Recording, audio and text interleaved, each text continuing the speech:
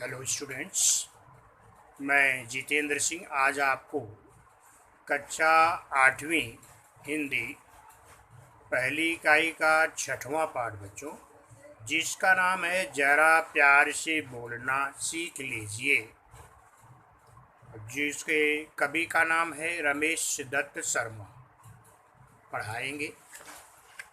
तो रमेश दत्त शर्मा जी का जन्म जो है 1939 ईस्वी जैसे जलेसर जलेसर एटा उत्तर प्रदेश में एक स्थान है बच्चों, जलेसर, और एटा जिला में इनका जन्म हुआ और इनकी मृत्यु जो है 2012 में हो गई।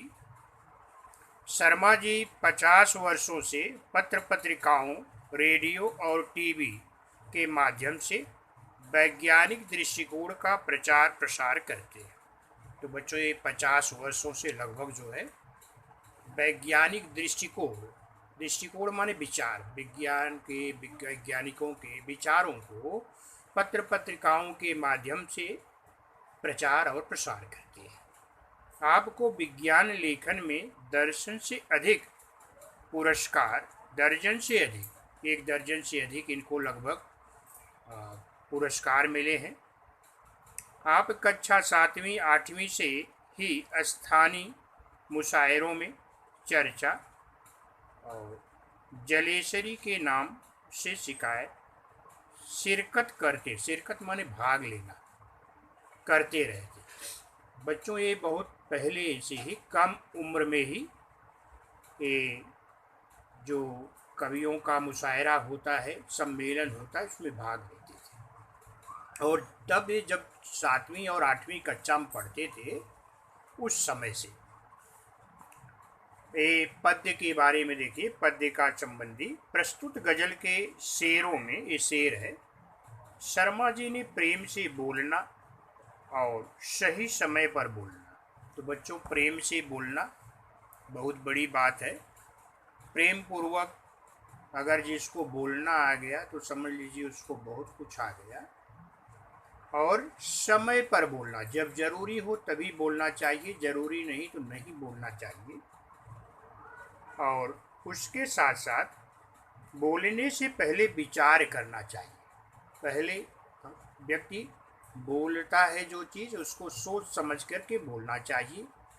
तो ये चीज़ों को और आत्मनियंत्रण रखना और अपने पर नियंत्रण रखना, कंट्रोल रखना, मधुर भाषी होना। मधुर भाषी माने मृदुल, बहुत मीठा बोलना चाहिए। ऐसी बाड़ी बोलिए मन का आपा खोए, औरों को शीतल करे आपहु शीतल हो। कबीरदास जी कहे हैं कि बाड़ी को ऐसी बोलनी चाहिए कि अपने को भी अच्छी लगे और दूसरे को भी अच्छी लगे। तो ये चीज़ों को इन्होंने अपने इस शेर के माध्यम से बताने का प्रयास किया है। और आपका मानना है कि हमेशा ओट सीकर बैठना उचित नहीं है। और ये कहते हैं कि हमेशा शांत भी नहीं रहना चाहिए। ओट सी करके बैठने मतलब शांत रहना, जब जरूरी हो तो बोलना चाहिए। आवश्यकता अनुसार आक्रोश प्रकट करना भी जरूरी है, मतलब जहाँ जरूरत हो वहाँ क्रोध भी करना चाहिए, बोलना भी चाहिए, और जरूरी न हो तो बोलना नहीं चाहिए। अभी इस पाठ को सुनिए बच्चों। बाड़ी में शहद घोलना सीख लीजिए, जरा प्यार से बोलना सीख लीजिए। चुप रहने के यारों बड़े फायदे हैं, जुबा वक्त पर खोलना सीख लीजिए। ये बता रहे हैं कि अगर हम बोलते हैं तो हमारी जो आवाज़ है, वाणी है, वो इतनी मिठास होनी चाहिए जिस तरह से शहद माने मधु बहुत मीठा होता है बच्चों। तो जिस तरह से मधु में मिठास होती है उसी तरह से हमारी आवाज़ में भी मिठास होनी चाहिए। और अगर नहीं आता है तो इसका कोशिश करना चाहिए, सीखना चाहिए। चुप रहने के यारों बड़े फायदे। यार माने दोस्त। तो दोस्तों कवि बता रहे हैं कि चुप रहने के बहुत फायदे हैं, अनेक फायदे हैं। जुबा वक्त पर खोलना सीख लीजिए। जुबा माने आवाज़, जबान। और जब ज़रूरत हो तभी बोलना चाहिए। कुछ कहने से पहले ज़रा सोचिए। कहते हैं कि कुछ बोलने के पहले हमें सोच करके बोलना चाहिए, सोच समझ करके बोलना चाहिए। ख्यालों को खुद तौलना सीख लीजिए। आगे कहते हैं कि कोई चीज़ अगर हमारे दिमाग में आती है, मन में आती है, तो उसको तौल करके बोलना चाहिए। तौल करके माने सोच समझ करके बोलना चाहिए। अगर ऐसा हम करेंगे तो किसी को तकलीफ़ नहीं होगी। तो ये कहते हैं कि अपनी बारी में मिठास होना चाहिए और जब ज़रूरत हो, आवश्यकता हो तभी बोलना चाहिए। और अभी और कुछ ऐसे अवसर हों जहाँ पर बोलने की ज़रूरत नहीं तो शांत रहना चाहिए, क्योंकि चुप रहने के अनेक फ़ायदे हैं। चुप रहने से ऊर्जा बचती है, समय बचता है और सकारात्मक कार्यों में जिसको हम लगा सकते हैं। अगर हमारी जो शक्ति है छीड़ होती है, बोलने से शक्ति छीड़ होती है, कमज़ोर होती है, तो अगर हम शांत रहेंगे तो हमारी शक्ति बनी रहेगी और उसको हम अच्छे कार्यों में लगा सकते हैं। तो इसलिए बताते हैं कि ये फ़ायदे हैं बच्चों चुप रहने के। किसी को कुछ कहने से पहले अपनी बात पर विचार करना चाहिए, मतलब विचार करके सोच समझ करके बोलना चाहिए। और बोलने से पहले अपने शब्दों को तौलना चाहिए, मतलब हम जो बोलने जा रहे हैं वो सही है कि गलत है, ऐसा सोच समझ करके बोलना चाहिए। क्योंकि बच्चों बाणी इतनी अच्छी भी है और ख़राब भी है। अगर हमारी बाणी मधुर है तो बहुत अच्छी होनी लगती है लोगों को, और अगर कटु है कट तो वह जो है तलवार की तरह लगती है। इसलिए बोलने से पहले सोच समझ करके बोलना चाहिए, ये यहाँ पर बताते हैं। आगे कहते हैं कि पटाखे की तरह फटने से पहले, पटाखे की तरह, आगे देखिए बच्चों, आगे कहते हैं पटाखे की तरह फटने से पहले रोशनी के रंग घोलना सीख लीजिए। कटु वचन तो सदा बोते हैं कांटे, मीठी बोली के गुल रोपना सीख लीजिए। रोपना माने बोना। और बात बेबात कोई चुभने लगे तो बदल कर उसे मोड़ना सीख लीजिए। ये किसने कहा ओठ सी करके बैठो, ज़रूरत पे मुंह खोलना सीख लीजिए। कह रहे हैं यहाँ पर कि जिस तरह से पटाखा फूटता है तो किसी स्थिति में जब क्रोध में व्यक्ति बोलता है तो उसकी आवाज़ जो है पटाखे की तरह होती है, विस्फोटक होती है।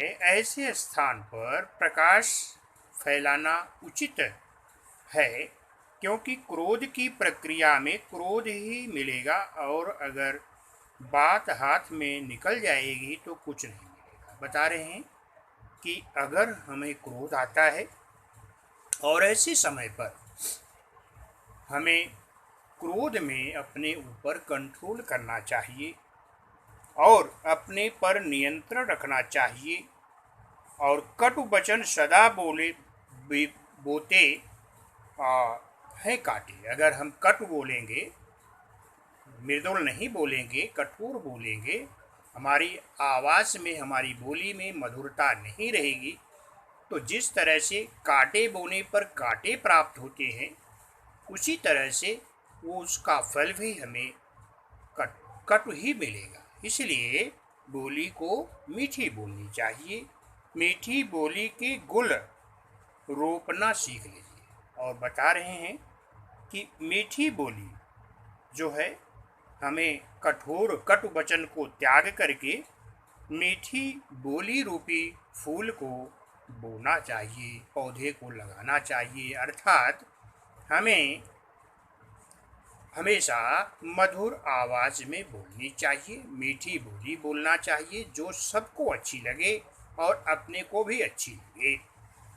आगे कहते हैं कि बात बेबात कोई चुभने लगे तो, यदि बात करते करते कोई ऐसा प्रसंग आ जाए, ऐसी बात आ जाए कि किसी के बात आपको या आपकी बात दूसरे को चुभने लगे, मतलब बुरी लग जाए, तो बात को प्यार से मोड़ कर लाना सीखना चाहिए। कहने का मतलब जब कभी ऐसी खराब परिस्थिति आ जाए कि अपनी बात किसको बुरी लग जाए या दूसरे की बात अपने को बुरी लग जाए, ऐसे समय में संभालना चाहिए, स्थिति को संभालना चाहिए।